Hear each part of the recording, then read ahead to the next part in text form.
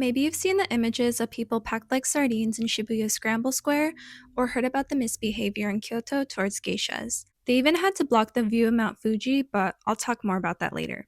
Japan has just about exploded in popularity within the past couple of years as a tourist destination, and it's partially due to initiatives taken by the Japanese government to boost tourism after the pandemic, as well as people sharing their travels on social media. If I see one more Japan is living in 2050 TikTok, I'm going to lose it.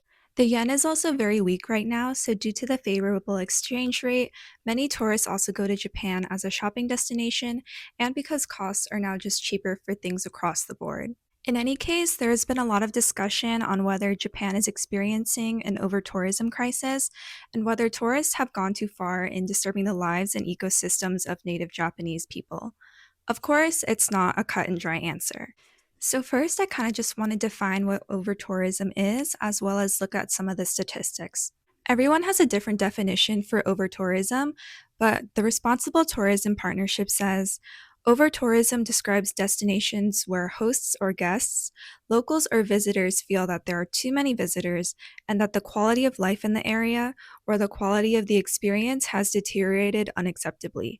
This definition takes both the host country and tourists' view into account, which is interesting because not only does over-tourism affect the natives that live in an area, but it can also be palpably felt by the people who are traveling to these places in order to get a more authentic idea or experience of the life that's lived there. If we look at the numbers, Japan received 31 million tourists in 2019, with that number being its peak pre-pandemic.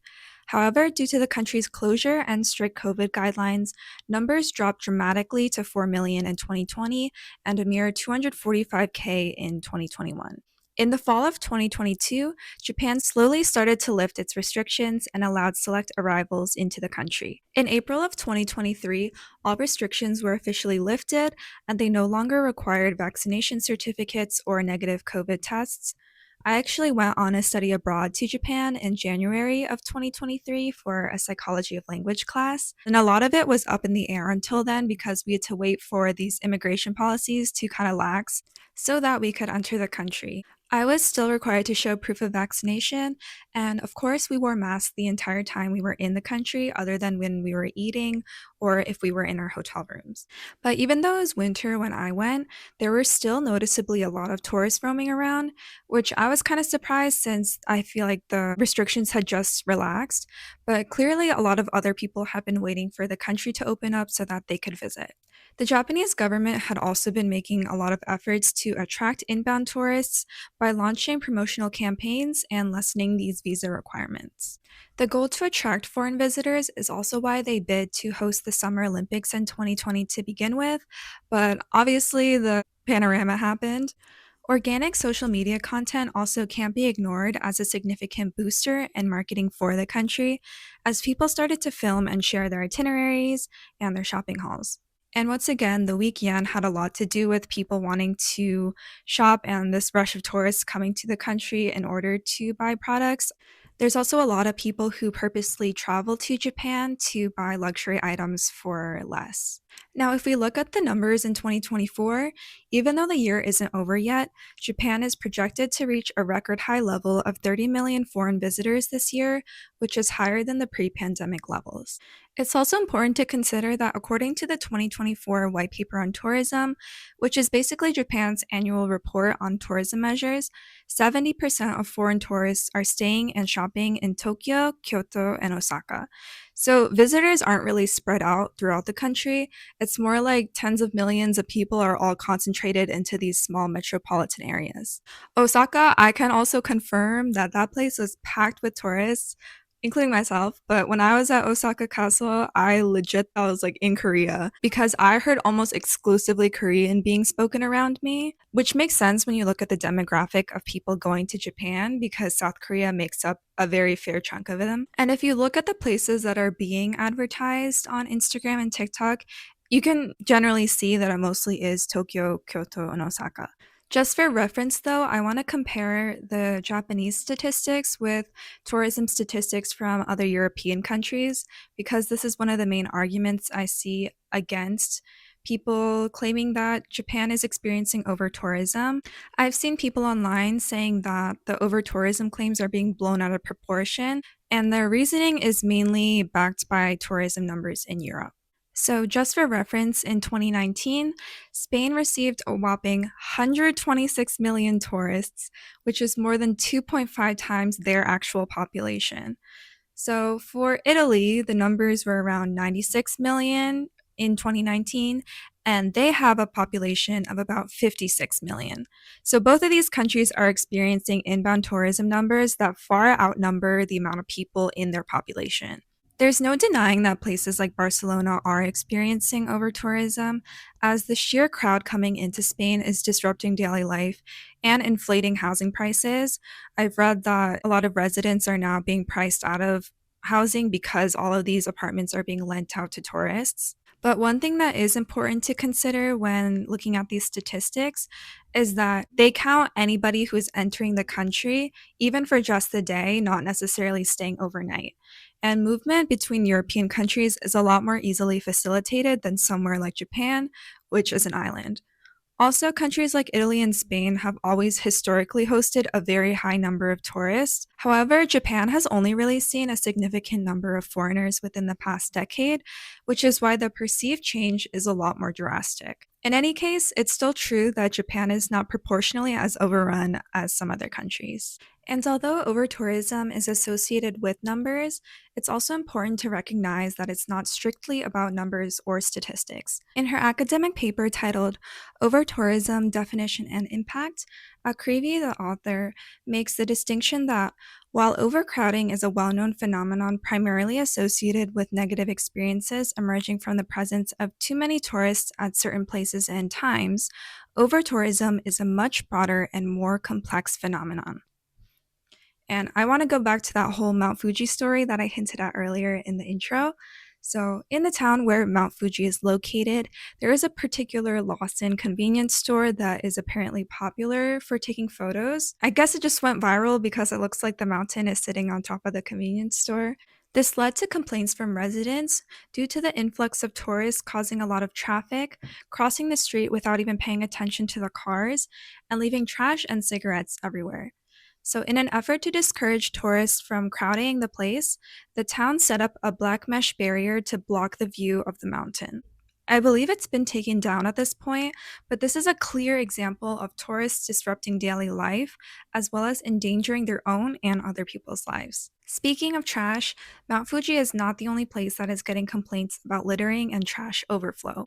Images such as this one have made their way online, sparking more discourse about Japan's infrastructure not being able to support this rush of tourists. If you don't know already, Japan is infamous for its lack of public trash cans. It's a cultural norm to take your trash with you and throw it away at home. However, for foreigners who aren't used to this norm or are staying in places where the trash cans aren't very large, this system no longer works.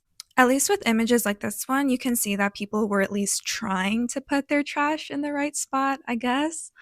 But there's also been a lot of instances of people either misorganizing their waste because Japan has a really intricate recycling system or just straight up littering. This is obviously causing disorder for both residents and the environment in general. So I think all of this is really a multifaceted issue.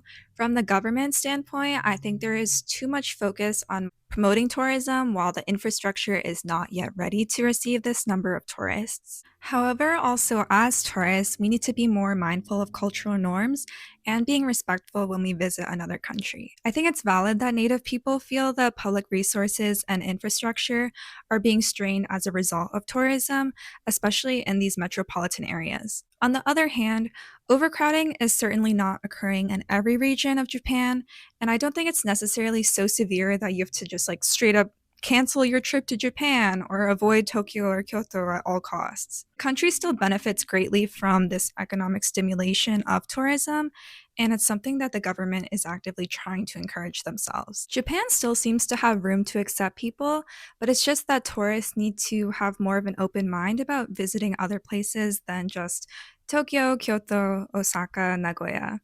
So, what is the government doing to fix this? We've been discussing this issue of balance and person density until now, and it seems that the Japanese government is also tailoring their solutions with this in mind. They are starting initiatives to promote more rural regional destinations to attract tourists to other areas besides just these cities. They are also working on improving travel to these places, as well as high quality accommodations, activities, and then tour guides. In one of their case studies on that white paper that I mentioned earlier, in the Tohoku area, there's examples of revitalization tactics such as the creation of a ski resort or kind of revamping their national parks. While the government is doing things to try to remedy the issue, I think we as visitors also have a responsibility to educate ourselves on cultural norms before visiting other countries and to be respectful of locals and the environment. Please do not stop traffic just so you can get your Instagram photo of Mount Fuji, and be prepared to take some trash home with you and not leave it on the street. I know some people will say, but there are Japanese people who misbehave too. It's not just tourists. And this is something I'm aware of. I've seen my fair share of drunk Japanese men harassing strangers or sleeping on trash bags on the street. Trust me, but of course, every country will have their own bad bunch and have people that engage in deviant behavior. Sure, we don't need to put Japan itself as a country on a pedestal, and that much I agree with. But as tourists, we are guests in the country that we visit. Just because there are locals that behave badly does not give us any right to. If you're a guest in someone else's house, are you going to put your dogs on the table, eat all the food in their house, and leave trash on the ground? I dearly hope not. Maybe someone living in that house might feel comfortable doing that, but it certainly shouldn't merit us to do the same thing. Also, as travelers from another country, our actions reflect on where we come from as a whole, whether we like it or not. So, as representatives of our respective countries, say if I'm loud and obnoxious in public, natives could very well think that all Americans are this loud and obnoxious. East Asia struggles with xenophobia already. Don't be a person that gives someone else a reason to be xenophobic. On that note, that's all I have for today. Feel free to let me know your thoughts in the comments, and I'll see you next time. Bye.